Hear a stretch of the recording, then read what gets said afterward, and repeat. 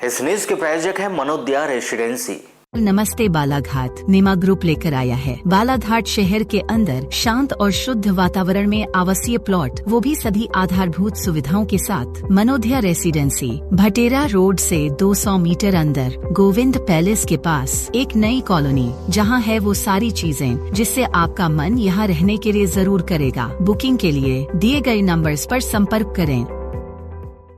लांजी के पूर्व विधायक व कांग्रेस के पंजाब चुनाव प्रभारी हिना कांवरे ने नक्सलवाद सहित प्रदेश से जुड़े कई ज्वलंत मुद्दों को लेकर पद्मेश 24/7 से विशेष चर्चा की। इस दौरान उन्होंने राज्य सरकार के द्वारा किए जा रहे नक्सलवाद समाप्त होने के दावों पर गंभीर सवाल खड़े किए। इस दौरान उन्होंने राज्य सरकार के द्वारा किए जा रहे नक्सलवाद समाप्त होने के दावों पर गंभीर सवाल खड़े किए। हिना कांवरे ने यह भी कहा कि वह इस बात से सहमत नहीं है कि नक्सलवाद पूरी तरह से समाप्त हो चुका है। उन्होंने यह भी कहा कि एक ओर प्रदेश के मुख्यमंत्री नक्सलवाद के खात्मे की बात कर रहे हैं, दूसरी ओर पुलिस जवानों को आउट ऑफ टर्न प्रमोशन दिए जा रहे हैं। यह एक बड़ा सवाल है। हिना कांवरे ने कहा कि सरकार को जमीनी हकीकत को स्वीकार करना चाहिए। उन्होंने स्पष्ट किया कि जब तक प्रदेश में बेरोजगारी की समस्या बनी रहेगी, तब तक नक्सलवाद जैसी समस्याओं का पूरी तरह समाप्त होना संभव नहीं है।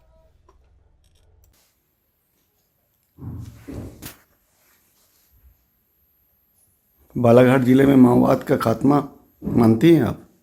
नहीं, मैं बिल्कुल नहीं मानती, क्योंकि जिस तरीके से अभी जो घटनाएं हो रही हैं, आपने देखा होगा कि लगातार चाहे शिवराज सिंह चौहान जी हो चाहे मोहन यादव जी हो, दोनों मुख्यमंत्री रहे, समय समय पर आउट ऑफ टर्म प्रमोशन यहाँ पर पुलिस विभाग में होता रहा है। वो केवल नक्सलवाद को लेकर ही हुआ है। तो एक तरफ सरकार दावा करती है कि हमने नक्सलवाद कम किया है, ख़त्म किया है, और दूसरी तरफ आउट ऑफ प्रमोशन मिल रहा है, आउट ऑफ टर्म प्रमोशन मिल रहा है। तो ये दोनों एक तरह से अपवाद वाली स्थिति है। या तो नक्सलवाद टोटल खत्म हो गया है, या तो फिर आप डे बाय डे लोगों की संख्या बढ़ते जा रही है और आप फिर उन पर रोक लगाकर फिर आप आउट ऑफ टर्म प्रमोशन दे रहे हैं। तो अभी तो मुझे कहीं से कहीं तक समझ में नहीं आता। और इसका मूल जो सबसे बड़ा जो है वो है बेरोजगारी। जब तक बेरोजगारी रहेगी तब तक इसको खत्म नहीं किया जा सकता। आउट ऑफ टर्म प्रमोशन कितने लोगों को मिला होगा? देखिए, मैं जब विधायक थी तब तो मैंने खुद शिवराज जी के साथ में मंच साझा किया है, तो लगभग हर टर्म में 25 लोग तो होते ही थे, उससे ज़्यादा पर कम नहीं। तो वैसे ही लगातार चल रहा है। तो जिस तरीके से इनको एक तरफ वो प्रमोशन मिल रहा है और तो दूसरी तरफ नक्सलवाद का ये लोग बताते हैं कि खात्मा भी हुआ है, तो उनकी संख्या इतनी बढ़ते जा रही है और आपकी भी संख्या बढ़ते जा रही है। तो मुझे नहीं लगता कि इसमें कहीं कोई कमी भी आई होगी। बल्कि मैंने तो विधानसभा में भी ये बात उठाई थी कि एक समय था जब हमारा कान्हा नेशनल पार्क इससे बचा हुआ था नक्सलवाद से।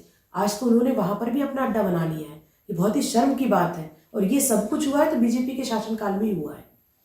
लगातार इतने सालों से उनकी सरकार रही है और इस बीच में मंडला तक तो उन्होंने अपना घर बना ही लिया। लेकिन उससे भी बड़ी बात है कि कान्हा नेशनल पार्क जो बालाघाट के पास एक बहुत बड़ी धरोहर है, वहां उन्होंने अपना घर कर लिया है, जो हम सबके लिए चिंता का विषय है।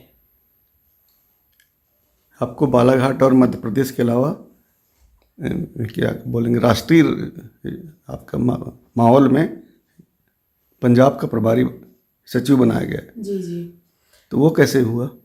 ये तो सीनियर लीडरशिप ने ही काम करने का मौका मुझे दिया है। अखिल भारतीय कांग्रेस कमेटी की सचिव के रूप में मुझे काम करने का मौका मिला है। हमारे राष्ट्रीय अध्यक्ष आदरणीय खड़गे जी का मैं बहुत बहुत धन्यवाद करती हूँ। आदरणीय राहुल गांधी जी का धन्यवाद करती हूँ कि उन्होंने संगठन की गतिविधियों में जिस तरीके से मैंने हमेशा काम किया है उसको ध्यान में रखते हुए एक बड़ी जवाबदारी मुझे मिली है। और ये जवाबदारी मेरे लिए इसलिए भी बड़ी हो जाती है क्योंकि 2027 में विधानसभा का चुनाव होने वाला है पंजाब में, और ऐसे समय में जवाबदारी मिलना अपने आप में मेरे लिए बड़ी बात है। साथ ही खुशी की बात यह है कि हमारे जो महासचिव हैं अखिल भारतीय कांग्रेस कमेटी के पूर्व मुख्यमंत्री अब भूपेश बघेल जी, उनके साथ काम करने का मौका मिल रहा है। तो मुझे सीखने भी मिलेगा और जो अभी तक मैंने पार्टी में रहकर जो चीज़ सीखी है उसको भी क्रियान्वित करने का मौका मुझे मिलेगा। बालाघाट जिले की राजनीति को कैसे देख रही हैं आजकल?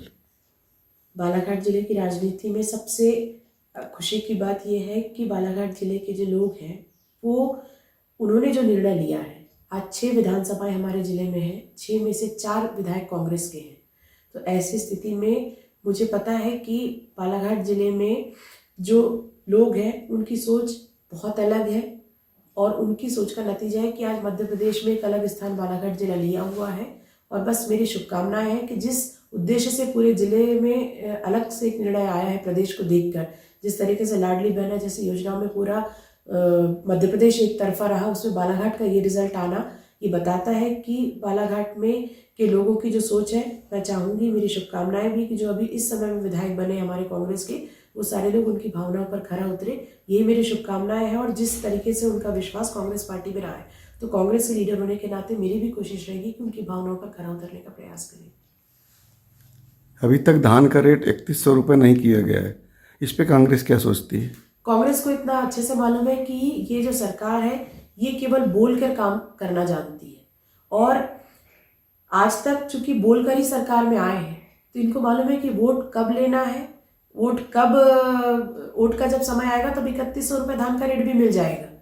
तो ये जो सरकार है, आपको मैं एक उदाहरण बता दूं कि आपने देखा होगा कि पिछले कई वर्षों से फसल बीमा हर वर्ष होता है, फसल की नुकसानी हर वर्ष होती है, लेकिन बीमे का फायदा किसानों को तभी मिलता है जब भारतीय जनता पार्टी को ये एहसास हो जाता है कि अब वोट की फसल हमारी खराब हो सकती है, तो उसी समय फसल बीमे की राशि वो देते हैं। तो मुझे पूरा विश्वास है कि जिस तरीके से फसल बीमा की राशि वोट वाले वर्ष में दी जाती है, 3100 रुपये रेट भी वोट वाले वर्ष में ही ये सरकार देगी, जहां तक मुझे ऐसा लगता है। अंत में मोहन यादव की सरकार को 10 में से कितना नंबर देंगे? 0 माइनस में। जिस सरकार में लगातार इस तरह की घटनाएं हो रही है, लगातार इनकी सरकार 2003 के बाद से 15 महीने की कांग्रेस की सरकार को आप हटा दो तो लगातार इनकी सरकार रही है, और जिस तरीके से प्रदेश का एक होना चाहिए था स्तर, वो ना होके आज हर जगह बेरोजगारी तो है ही, लेकिन उसके अलावा जिस तरीके से अपराध बढ़ रहे हैं, जिस तरीके से घटना चक्र हो रहे हैं, तो मुझे नहीं लगता कि इनको मैं कोई नंबर दूंगी, क्योंकि इतना लंबा समय काम करने का जिस सरकार को मिलता है उसकी एक अपनी उपलब्धि होती है।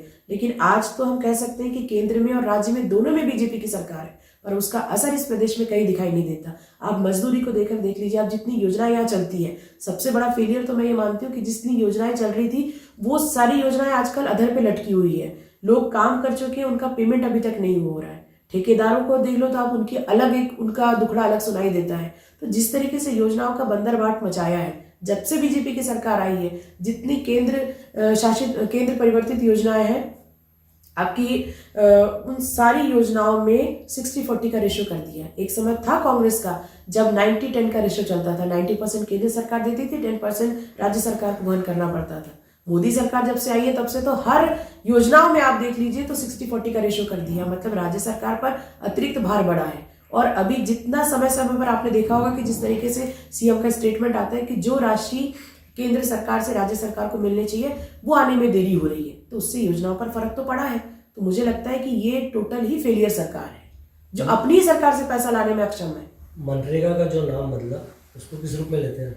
देखिए, वो तो नाम बदलने में इनको मास्टरी है, ये नाम बदल ले कुछ भी कर ले, लेकिन उस योजना का जो मूल उद्देश्य है वो उद्देश्य इन्होंने जब से ये सरकार में आया तब से खत्म कर दिया है। इस योजना का उद्देश्य है कि हर परिवार को 100 दिन का रोजगार मिले।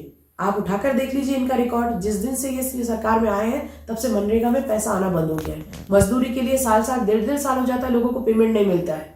तो मैं क्या बोलूँ इनको, अब नाम ही बदल सकते हैं, बाकी कुछ तो कर नहीं सकते। भाई जो इसका मुख्य उद्देश्य है कम से कम उस पर काम करें, जो पुराने पेमेंट है उनको अभी कर दे। इनको नाम बदलने से ही फुर्सत नहीं मिलेगी, बदल के कर भी क्या लेंगे। इनको लगता है कि महात्मा गांधी जी का नाम बदलने से इनको कोई बहुत बड़ी उपलब्धि हो जाएगी, तो ये समझ लें कि वो हमारे देश के राष्ट्रपिता हैं, और न केवल भारत बल्कि दूसरा विश्व में आज उनके जैसा लीडर ना कभी था, ना कभी हुआ है, और ना कभी भविष्य में होगा, जिसको सारे देश मानते हैं। इनके नाम बदलने से कोई फर्क नहीं पड़ जाएगा।